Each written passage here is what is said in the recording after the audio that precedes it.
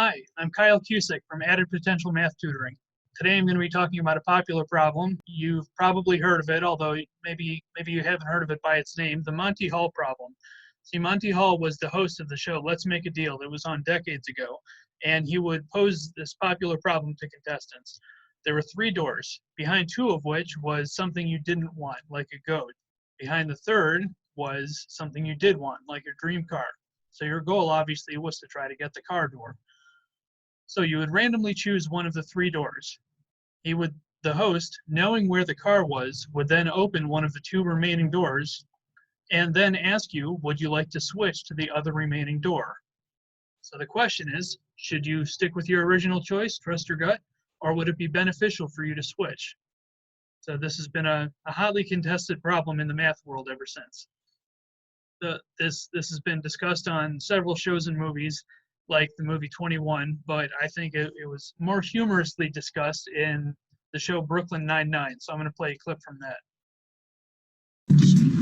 Yeah, Santiago, settle a little tiff that Kevin and I are having. Let's be honest, Raymond, it's not a tiff, it's a row. And now it's a scene. It's okay, sir. We don't want to get involved in your personal life. It's not personal, it's a math problem. Pass.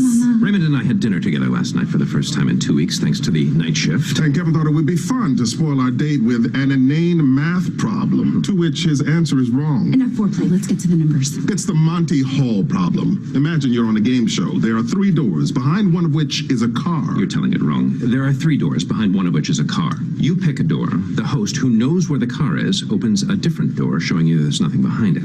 Now the host asks if you'd like to choose the other unopened door. Should you do it? No. Yes. It's simple math. It doesn't make any sense to switch. The prize is behind one of 2 doors. It's a 50-50 chance either way. It's 2/3 if you switch, 1/3 if you don't. The probability locks in when you make the choice. We've been over this 8 times. 7 times. Now you can't even do simple addition. Okay, so let's explore the 2 possibilities. Let's see who's right, if Captain Holt was right or if Kevin was right. So one thing we can agree on is that before you make a selection, there's a 1 in 3 chance that one of the 3 doors is going to be the correct door. Now, what Captain Holt was saying is that once one of the doors is opened, there are 2 remaining doors, so there's a 1 in 2 chance that one of those doors is going to be the correct door. What Kevin was saying is that there's a 1 in 3 chance that you had it right to begin with and a 2 in 3 chance that you had it wrong. Now, that 2 in 3 chance probability that you had it wrong was spread out over 2 doors, but once one of those doors is opened, this is what's called compressed probability. That 2 in 3 chance was compressed down to a single door. So there's a 1 in 3 chance that you were right and a 2 in 3 chance that you were wrong, except that 2 in 3 chance, like I said, is now assigned to a single door. So who's right? Should you switch? Should you stick with your gut? Drum roll, please. The answer is that yes, you should switch. Sorry, Captain Holt, but Kevin was right. There's a 1 in 3 chance that you were right and a 2 in 3 chance that you were wrong. The key is in the fact that the host knows where the car is. He's not randomly choosing one of the doors to open. He knows which door the car is behind. So let's say, for the rest of these examples, let's say the car is behind door number 1. So if you choose door number 1, then he can in fact open either door 2 or door 3, leaving door 2 or door 3 as the remaining closed door. But now let's say you choose door number 2. He can't randomly choose one of the other 2 doors. He has no choice but to open door number 3, leaving the car door as the remaining closed door. Let's say you choose door number 3. He can't randomly choose one of the other 2 doors to open. He has no choice but to open door number 2. Leaving door 1, the car door is the remaining closed door.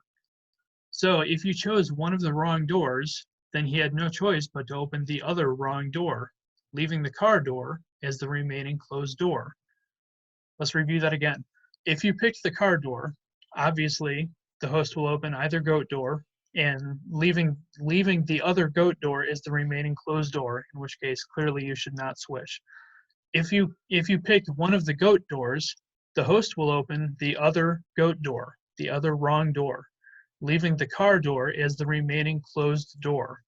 In that case, or in either of those cases rather, you should switch.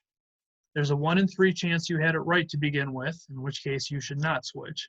There's a 2 in 3 chance that you had it wrong to begin with, in which case you should switch. What do you think? Does that make sense? If you're not convinced, don't worry, you're not alone. A lot of people are not convinced by this argument. So I came up with something else that might be helpful. Instead of using 3 doors, let's use 27 cards. So on a deck of 52 playing cards, there are 26 red cards. So take those 26 red cards and 1 black card. Have a friend take these 27 cards, lay them out face down, knowing where the 1 black card is. It's your goal. You get 1 chance to pick the 1 black card. Let's say you randomly select the card in the lower left. Your friend, knowing where the black card is, turns over 25 red cards, saying the black card is not one of these cards. Now the question is, would you like to switch, or would you like to trust your gut and stick with the original selection? So what do you think? Is it a 50-50 chance, or do you think you're increasing your chances by switching? I'm guessing that other card is looking pretty good right now. So there was a 1 in 27 chance that you were right to begin with, but there's a 26 in 27 chance that that other card is right, that the other card is the black card. So if the 3-door example wasn't convincing, hopefully the 27 card example was convincing. So let me know in the comments if you agree or disagree. Be sure to like and subscribe to this video. Look up Added Potential on Facebook and Twitter. And if you're looking for a math tutor, please drop me a line at addedpotential.com. We can start working on a curriculum that'll work for you. Thanks for playing. Hope to talk to you soon.